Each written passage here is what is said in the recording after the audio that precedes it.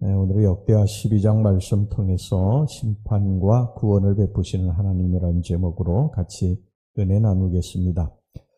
이 솔로몬의 뒤를 이어서 이스라엘의 왕위에 올랐던 르호보암은 무거운 세금과 그리고 힘겨운 노역을 가볍게 해달라는 백성들의 요구를 단호히 거절함으로써 결국 분열 왕국 시대를 맞이하게 됐습니다. 이때 르호보암은 무력으로 찢겨진 왕국을 재결합시키려 했으나 왕국의 분열이 하나님의 뜻에 의해서 이루어진 것을 깨닫고는 그 같은 현실을 그대로 받아들이게 됩니다. 이게 역대하 11장에 나오는 말씀인데요. 이것을 보시고 하나님께서 그의 왕국, 르호보암의 왕국을 강성케 해주셨고 이러한 하나님의 후원을 힘입어서 이 르호보암은 나라를 견고히 만들어 갔습니다. 특별히 르호보암은 애굽에 대한 방어책으로서 유다 남서부의 성들을 요새화했고 또 내적으로는 조부였던 이 다윗의 실수 곧 아도니아와 압살롬이 왕권 찬탈을 기도했던 이런 뼈아픈 사건을 거울 삼아서 이 자녀들 간의 내분을 방지하기 위해 일찍부터 아비야를 왕의 계승자로 삼았습니다. 그리고 다른 나머지 27명의 아들들은 각 지방의 성읍들로 흩어서 그것을 다스리게 함으로써 왕위 찬탈의 역사가 재현되지 않도록 조처를 했습니다. 이것도 역대하 11장에 나오는 말씀이죠. 물론 이런 내외치의 성공적인 수행을 마칠 수 있었던 것은 두말할 필요도 없이 르호보암과 유다 왕국을 강성케 해주셨던 하나님의 은혜의 결과였습니다. 그런데 르호보암은 이러한 그 성공적인 면면들, 이런 것들이 다 하나님의 은혜임을 이제 잊어버리게 되고요. 조금씩 변질되기 시작을 합니다. 그리고 오늘 여기 본문에 보면 르호보암이 하나님의 율법을 이제 버리게 되는 것을 보게 되는데 결국 이것으로 인해서 이 르호보암은 애굽왕 시삭의 침공을 받게 됩니다. 이것을 보면 분명히 이 전쟁이라고 하는 것은 하나님의 심판의 도구 중에 하나인 것을 우리가 알 수가 있죠. 기근과 또 전쟁과 질병, 이것은 하나님께서 하나님을 떠난 백성들, 하나님을 배신한 백성들에게 내리는 하나님의 질병임이 하나님의 심판의 도구임이 분명합니다.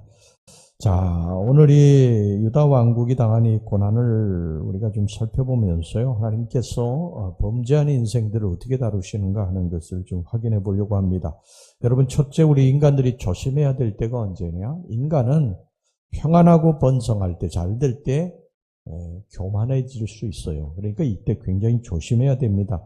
르호보암은 왕국의 분열로 인해서 나라가 혼란스럽고 자신의 미래가 불확실했을 때는 하나님 앞에서 겸손했고요. 하나님의 말씀에 온전히 순종을 했습니다. 역대하 11장 1절에서부터 4절까지 말씀 보면 르호보암이 예루살렘에 이르러 유다와 베냐민 족속을 모으니 택한 용사가 18만 명이라.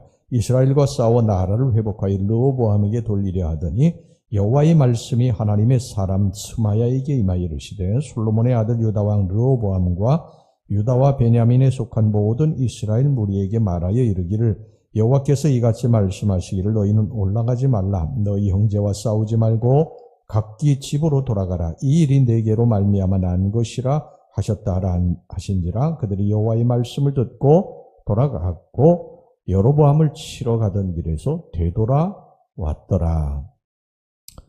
이렇게 나라가 힘들고 어려울 때는 하나님 붙들고 의지하고 매달렸던 이 르호보암 왕이 나라가 안정이 되고 국방이나 정치에 있어서 안정이 있을 때에 나름대로 자신을 얻게 되고요.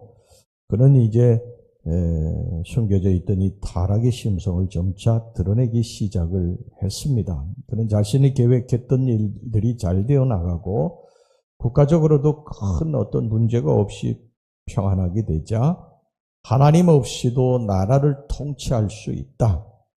이런 생각에 율법을 버리고 말았어요. 율법은 하나님 말씀 아닙니까?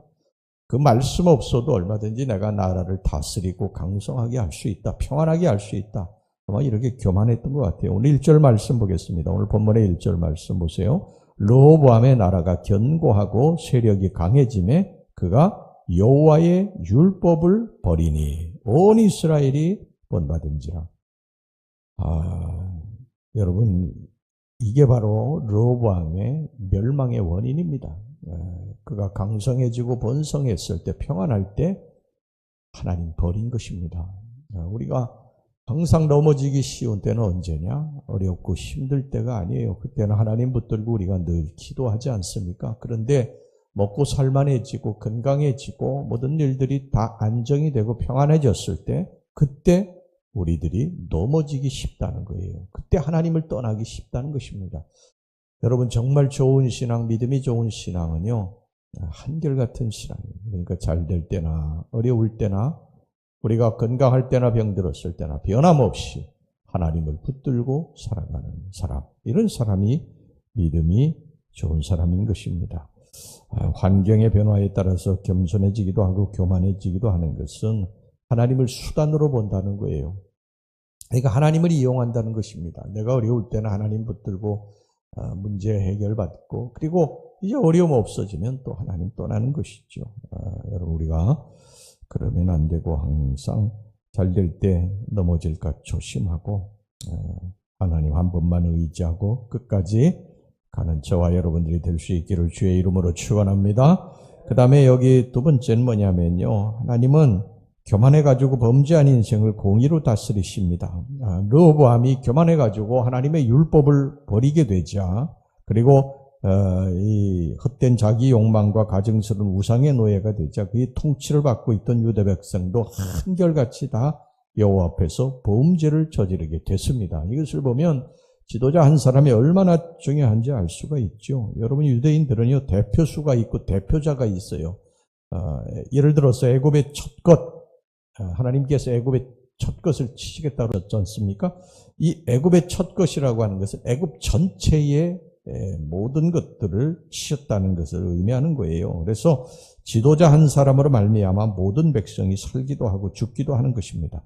죄라고 하는 것도 아담 한 사람으로 인해서 우리 인간에게 들어온 거 아닙니까? 대표적으로. 그리고 예수 그리스도 한 분으로 말미암아 우리가 죄사함을 받게 된 거예요. 이스라엘은 그렇습니다. 대표수가 있습니다. 그리고 이 르호보암이 범죄했다고 하는 것은 이 유다 백성들이 다 범죄했다는 거예요. 하나님 앞에. 어쨌든 하나님께서는요, 지도자를 위해서 백성 모두가 범죄의 자리에 빠져버린 유다 왕국을 그대로 방치해 두지 않으셨고요, 그들의 허물을 공의로 심판하기 위해서 애굽을 또 이용하셨습니다. 5절 보세요. 그때에 유다 방백들이 시삭의 일로 예루살렘에 모였는지라 선지자 스마야가 르호보암과 방백들에게 나와 이르되 여호와께서 이같이 말씀하시기를 너희가 나를 버렸으므로 나도 너희를 버려 시삭의 손에 넘겼노라 하셨다 한지라. 이 얼마나 무서운 말씀입니까? 우리가 하나님을 버리면 하나님도 우리 버리신다는 거예요. 버리시는데 전쟁과 기근과 질병으로 우리들을 버리신다는 거예요. 굉장히 무서운 말씀이지요. 사실 르호보암은 이 왕국이 분열되고 나가지고 이 왕국을 견고히 하기 위해서 이 곳곳에 어떤 장벽을 만들고 요새화시켰거든요. 그런데 이런 것들이 다 소용이 없게 된 것입니다. 다 하나님이 치시는데 여러분 누가 막겠습니까? 애굽왕 시삭을 통해 가지고 이 유다를 르호보암을 치시는데요, 이 예루살렘 수도까지 함락되는 수치를 맞게 됩니다. 3절에서부터 4절 보세요. 그에게 병거가 1200대요 마병이 6만 명이며 애굽에서 그와 함께 온 백성 곧 리비아와 숫과 굿사람이 헤아릴 수 없이 많더라. 시삭이 유다의 견고한 성읍들을 빼앗고 예루살렘에 이르니. 여러분, 우리가 이거 항상 조심해야 될 것입니다. 하나님 앞에 우리가 잘 될 때에 범죄하고 하나님을 떠나게 되면 하나님께서 반드시 우리들을 심판하신다. 이것을 깨닫고 늘 하나님 품 안에 살아가시길 바랍니다. 마지막으로 여러분, 하나님은 참회하고 돌아오는 자, 이런 것들을 깨닫고 내가 하나님을 버리니까 하나님도 나를 버리시는구나. 하나님이 나를 이렇게 심판하시는구나. 이걸 깨닫고 르호보암이 돌아오게 됩니다. 자, 5절 6절 보겠습니다. 그때에 유다 방백들이 시사기에 일로 예루살렘에 모였는지라 선지자 스마야가 르호보암과 방백들에게 나와 이르되 여호와께서 이같이 말씀하시기를 너희가 나를 버렸으므로 나도 너희를 버려 시사기의 손에 넘겼노라 하셨다 한지라. 이에 이스라엘 방백들과 왕이 스스로 겸비하여 이르되 여호와는 의로우시다 하매. 그러니까 르호보암이 자신의 허물을 깨닫고 내가 하나님을 버렸기 때문에 하나님 나를 버리시는구나, 이걸 깨닫고 백성들과 함께 하나님 앞에서 겸비하여 죄를 참회하고 회개할 때 하나님 회복시켜 주셨다. 7절 보겠습니다. 여호와께서 그들이 스스로 겸비함을 보신지라 여호와의 말씀이 스마야에게 임하여 이르시되 그들이 스스로 겸비하였으니 내가 멸하지 아니하고 저희를 조금 구원하여 나의 노를 시사기 손을 통하여 예루살렘에 쏟지 아니하리라.